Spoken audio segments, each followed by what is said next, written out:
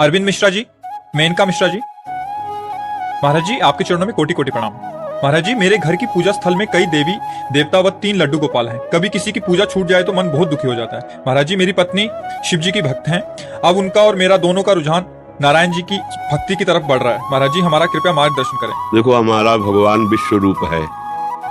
आप जिस रूप में चाहो उसको रिझा सकते हो, पर आसक्ति प्रेम एक से ही होता है, बहुत रूपों से नहीं हो सकता। जब तक हमारी भक्ति सार्वभौम चल रही है और वो अनन्यता की तरफ नहीं आती, तब तक रंग नहीं लाती।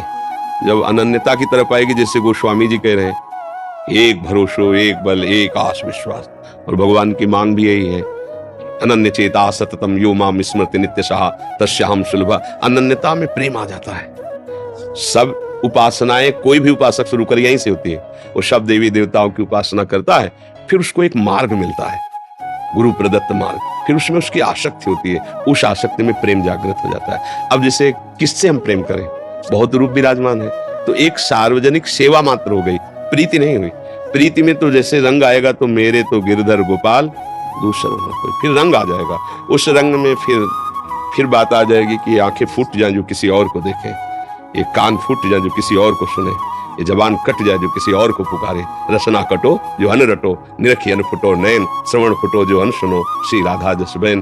कहीं एक जगह प्रेम कर लिया जाए। प्रभु के सब रूप हैं, पूरा चराचर जगत भगवान का ही रूप है। भगवान ने विराट रूप में दिखाया। अब हमको एक जगह प्रेम, हमारा प्रेम फैल चुका है। भगवान आदेश करते हैं, जैसे माँ भी भगवान ही है, बिल्कुल संशय नहीं, पिता भी भगवान ही है, जो चराचर जगत में हमारे संबंधी वो भी भगवान है। लेकिन भगवान स्वयं कह रहे हैं, जननी जनक बंधु सुत दारा, तन धन भवन सुहृद परिवारा, सबकी ममता ताग बटोरी, मम पद मनहि बांध बर डोरी। तब हम क्या करेंगे, तुम्हारे अंदर समदर्शिता प्रकट कर देंगे, तुम्हारी इच्छाओं का नाश कर देंगे, तुम्हें कभी शोक नहीं होगा, हम तुम्हें संत बना देंगे। संत मतलब हृदय की स्थिति।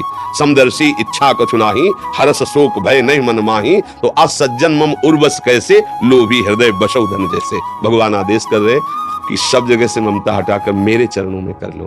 तो अब ये धीरे धीरे प्रभु से प्रार्थना करो और अपनी ममता को एक जगह समेट लो, चाहे गोपाल जी में समेट लो, चाहे किसी भगवत स्वरूप दैवी शक्ति में, कहीं एक। रामकृष्ण परमहंस जी ने सब भगवान के स्वरूपों का दर्शन काली जी में किया।